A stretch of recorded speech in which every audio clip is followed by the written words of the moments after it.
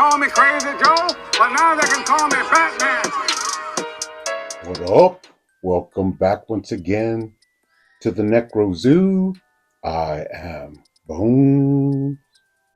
And in this one, let's go ahead and add one more vehicle to my McFarlane DC Multiverse collection. Now, today we will take a look at the Spacehog. Now, this vehicle actually does come with a Lobo figure and an extra alternate head. So we'll take a look at all of that, see everything that he comes with, and I'll let you know what I think about this vehicle. Now, it was kind of hard to do this one. This isn't going to be my normal review because it's a little awkward to film this and all the stuff I wanted to show you guys. But let's go ahead and get into it. Now, I did actually order two of these. Now, there was a reason behind this, and that was because I ordered one and I just paid with my regular account. But I did notice that on my actual Amazon card, I hadn't really ordered that much stuff in a long time. So I went ahead and ordered a second one so that I could have one in box and then open one up to review and to display. Now, I knew that we were getting a Spacehog a long time ago. This has been rumored for a while now. And I remember buying an extra Lobo figure, the one that was, the standard release that was released a while back. And I bought an extra one because I actually thought I would need one to display on the Spacehog. But little did I know when they actually did finally release the images and tell us what we were going to get, this one actually did already come with the figure supplied.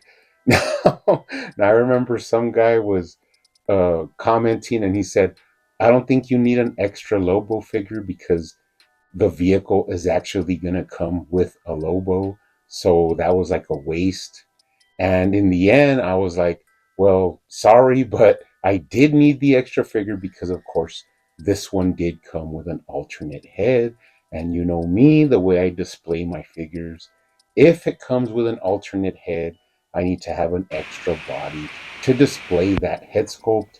So it actually worked out really well for me. I already had a in-box version of Lobo. I went ahead and cracked them open and had them ready to go for this unboxing. Now, as you can see, I already have it assembled here, and I'll explain why. Now, in all honesty, it is not very heavy. I mean, the heaviest part of this vehicle is probably the thrusters here in the back. But even these are, pretty hollow.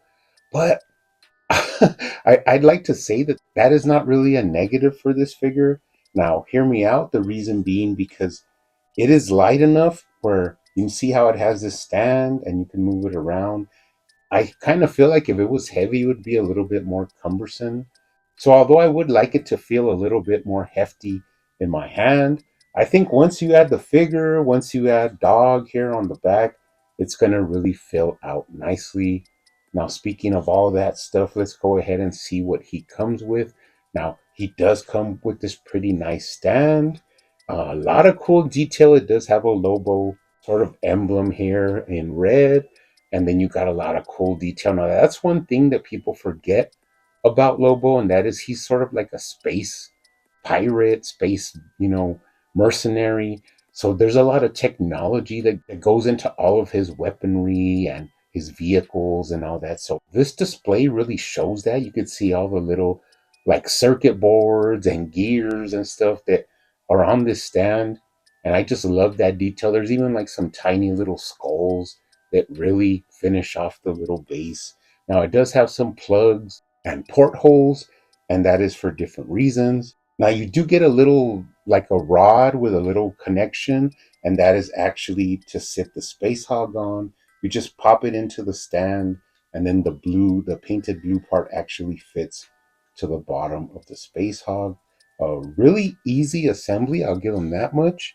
Now, the first thing that it does come with is this guitar. Now, this guitar actually has, ports on it, and that is, to stick onto the bass if you would like to do that. Now, one thing is, on the front side of the guitar, you could see all the detail, all the strings, all the little levers. It has three necks, which is pretty interesting. And it has a lot of cool writing and detail that I like how they give that like extra little added touch where you could read the little details. Now, on the back side, it is like sort of hollow. There's no actual sculpt work or anything to the back. It's just there to actually show the front part of the guitar. And what I did notice is this little like gray Lobo symbol. And just by looking at it, I thought it looked kind of weird, like just sitting there, especially because you don't really want people to see the back of this. You either want it, laying on the stand or maybe being held by Lobo while he's playing it. So I heated that little Lobo symbol up and actually it popped right out. Now it's just a gray painted plastic, but it doesn't serve any function here in the back. I mean, like I said, you never really want anybody to see the back of this. So I ended up taking it out. And what you could do is you could, give it a nice little red paint job. I painted it here in some metallic red. And you could make something with this. Maybe I was thinking maybe a necklace or some sort of tags for a dog or something like that. But I just thought that was pretty interesting because it just popped right off. It hardly had any glue on it. And aside from it, like just being back there for no reason and serving no purpose, I thought you guys would like to know that you could really just pop that off. So that is the guitar. Now, he also does come with that sort of like chain hook that he came with in the first release. A lot of people are mad that it's not real chain, but I actually started to really like this because it goes onto the figure really easily. And then once you wrap it into his hand, you could, you know, get him into a lot of poses. And it's really, really versatile because it's easy to manipulate into his hand. And in the end, it's just a hook. It looks really good on the figure. So we'll hold on to that. Now, of course, he does come with dog. Now, this is a cool looking little dude. I mean, he has one of those like old leather flying caps. Now, there is a lot of detail missing from this that you could paint if you'd like to. In fact, I will be giving a repaint to basically everything that came in this whole setup. So, Dog will get the little details on his flight cap and he'll be looking pretty nice. Now, there is no articulation on him, not even on the head, which is kind of sad, but he does have a plug here under his leg, and there's different little plugs that you could use here and put him in different positions on the Spacehog. And that's one thing that this thing is that it's really fun for like posing, and there's tons of possibilities with all the different accessories that I have. So that's pretty cool. That's a nice little added detail and touch. I never thought actually that we would see another dog figure. And now here it is, compliments of McFarlane. Now, really quickly, let's take a look at the figure that comes complete in the package. This is actually how he comes in box. It's sort of in a wrapped plastic. And they gave him this head sculpt is I'm not sure what it is. I think it's the hair, but it is a different look for him, so that's fine. I tried to find all of the differences from the original release, which I do have right here. Now, this is actually the figure that goes on my standard release shelf. It's not changed in any way. This is the original release of Lobo.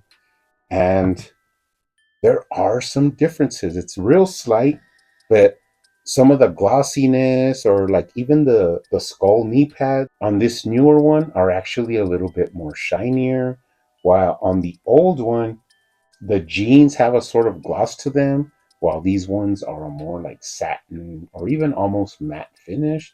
You could see it once you get them both in hand. Now the shirts are also different. This one has a tiny lighter blue tone to it. This one has more of a grayish tone to it. But I think the major difference that you'll notice is in the back, which is the Bite Me fanboy patch that he wears on his jacket. Now, the big differences in the original release, the font is like really big and looks, I want to say, messy, font feel to it. But the newer release, if you look at it, the font is smaller and it's more like sort of like like a typewriter style font, and it's really clean. Like it doesn't have the same messiness as this one. So you can tell them apart right away from the jackets. Just the font is larger on the original release, and this one is smaller and a little bit more crisp. Now, I'm going to let you guys know the secret of how you can really tell if you get confused on which one is the newer one and which one is the original release. It's going to be the wrist joints. The wrist ball pegs on the original release are actually black. And on this newer one that comes with the Spacehog, they are actually gray, like the color of the skin. So that's the easiest way to tell them apart, is by the wrist ball joints.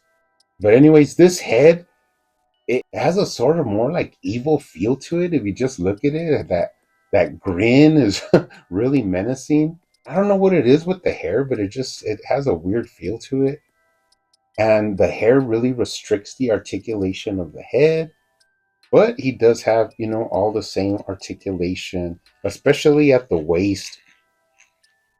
Got a little bit of crunch there. You got swivel at the leg. Really nice articulation for a more bulky figure. Now, I actually think that this version of the Lobo that they gave us, I'm going to always have him, pose with the guitar. I don't know why, I just like the way that feels right now.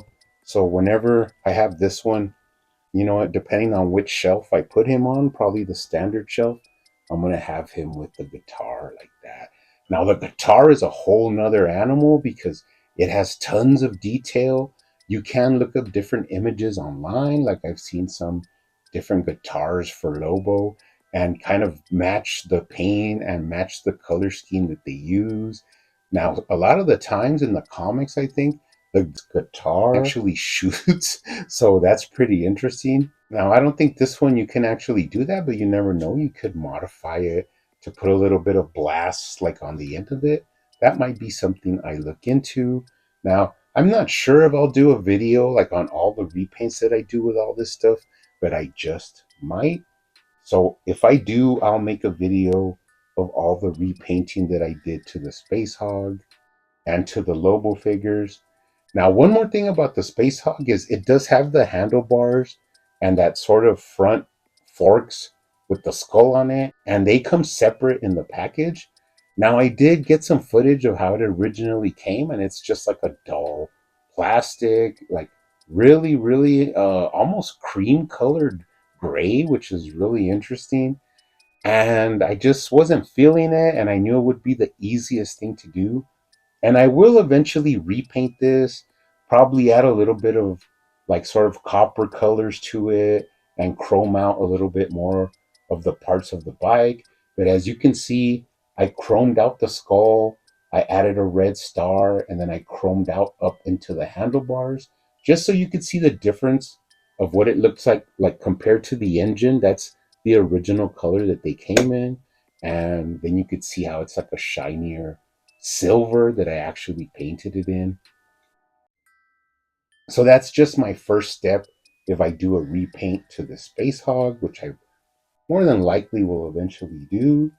Now, of course, you have that alternate manacle head, which is really crazy looking. So I already went ahead and stuck it on that extra Lobo that I had. Now, there was a big benefit of this, and that was that I actually prefer the original release jacket because it has that big font. It looks like sort of crazy and patched together. So I really like that. And another thing I wanted to do was actually give them a little bit more articulation in the head.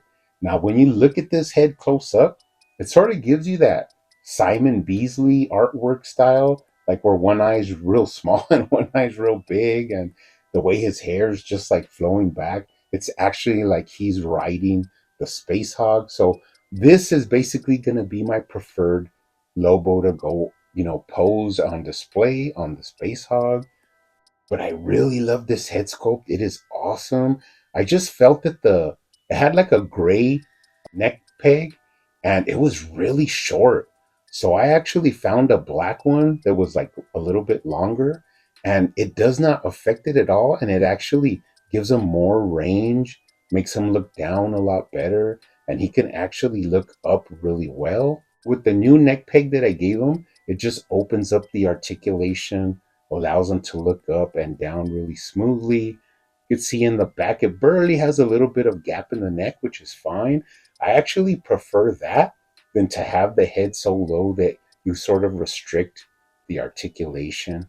So really like that. Now, I do want to do a complete repaint of this figure, add some blue highlights to the hair, not really much to the face, maybe paint the tongue a little bit more reddish. But what I do want to do, kind of match the original DC Universe Classics Lobo, where he has more of like a toned down, like silver and gold color scheme. He doesn't really have that much red on him. Like, even look at his boots, how they have like more of that silver. So I kind of want to match this one to this one.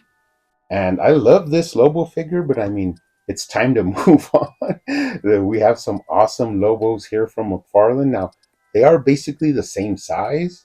And although this Lobo, he can't really ride the Spacehog too much. I mean, you could sit him on there, but his legs do not have the needed articulation to actually ride it comfortably. So it's basically going to be this one right here that I'm going to put on there. Now, I remember I have the old dog that came with this version of Lobo, and this one's pretty cool too. He does have head articulation and really nice detail on this dog. And like I said, I never thought we would have another dog, so that's pretty awesome. Now, another figure I wanted to show was actually my custom Lobo really quick. Now, this Lobo was, of course, on the first standard release, but I repainted the face, the hair, added all the details. Now, I did do him more in the style where he has like little red stars. That was the scheme I went for on this one. Added a real chain to the hook. Gave him this cool like space blaster where I had ordered like, it came like in a lot, but I thought they were small, like for 7-inch figures. But the little blasters actually ended up being too big. They were like for a larger scale. So I ended up, just holding on to them, and eventually I figured out that it would fit perfectly for Lobo. So that's like a custom little weapon for him. Now, speaking of weapons, I completely forgot about the rifle that actually comes with this DC Universe Classics. Is this like big sort of silver with different cool little detail colors. And this actually comes with this Lobo, and it's actually reused when they used it for Despero, which is actually this like gold colored one. Now, in expectation of getting this Spacehog, I actually wanted to make this Lobo his own, custom rifle. So I actually found one of these online. I think it was $10, and I went ahead and ordered it. But to differentiate it from these, I actually gave it like a blue metallic paint to it, which actually sets it apart. Went back in, added all the details of the little silver and black. Really cool, kind of matches the paint on the Spacehog. And this is actually going to be, used mainly for the figure that rides the Spacehog, but I could also just, have it there just sitting on the Spacehog, or find somewhere where he can mount it, but also I could use it to do figure photography with him. So I actually was really happy with this cool little custom weapon for him. Now, one accessory that, of course, Lobo needs is his cigar. And here in my custom one, the original, I actually made him his own cigar. Now, it has a little needle, like a little pin on the end of it. And you just stick it like in the corner of his mouth. And you can't really see the hole that it makes, but it's easy to insert it and take it out. And that way he has his cigar. Now, I did want to go ahead and try it out with these, but this mouth doesn't really need a cigar. Neither does that one. Now I do have a couple more of these that I can use on both of these figures, but what you can do is actually, since it has that pin, is you could stick it in between this Lobo's fingers and it just works really well. Really nice little custom accessory of that cigar for Lobo. Looks really good. So in the end, like I said, you have the handlebars, you clip them onto the Spacehog. It's not really hard, but the Spacehog has a lot of cool detail, starting from the front, moving down into the engine. You got that cool space blue paint. I really like the seat. It actually has like a feel of like leather, like like on a real motorcycle, so that's pretty nice. And then you get down into the thrusters. I mean, just full of detail. This Spacehog is really nice. Now, like I said, it kind of benefits it to be a little bit lighter since it is on this stand. I wouldn't mind if it was a little heavier, but like I said, once you start, adding the figure to it, it probably, gets a little bit, adds that weight to it. And this guy's cool because you could have so much fun with him, so many different ways to position him.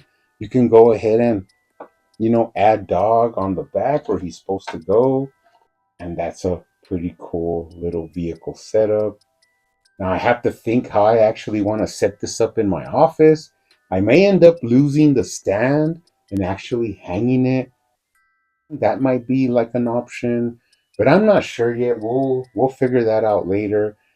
Now, one thing this is really cool for is if you're a big Lobo fan and you want to have them displayed like in your office or whatever, it's a cool little display piece. Now, I remember the price being around $70.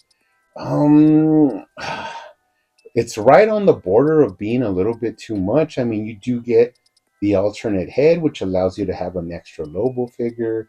You do get dog. You do get the cool stand. I mean, it's okay. Now, of course, if you notice, it did not sell out. So if you're interested in this, you could probably wait a while and you'll eventually be able to pay maybe 60 or $50 for it, which is fine. I kind of knew coming into this that Lobo isn't as popular as some of the other characters, but I just thought it was an awesome opportunity to get another cool vehicle with a cool display.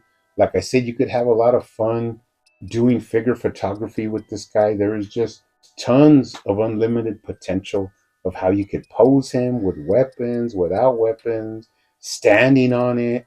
It is just an awesome, cool display piece. So, anyways, guys, that's our Spacehog with Lobo and Dog. Hope this was pretty informative. I'm pretty happy with it. I can't complain. I am really excited to see just how many vehicles we have actually received from McFarlane in a short period of time. Now, one wish that I do have is that there is a sort of version of Batman mixed with Lobo. Now, I think it's called the Batman Who Frags, and he's like a armored up, crazy version of Lobo as Batman. And that would just be, cross your fingers. That would be the wish of mine. Is before the line ends, we see that really obscure but awesome version of Lobo. But that's just my wishes. You guys keep hunting out there, keep collecting, keep customizing, and I will see you on the next one.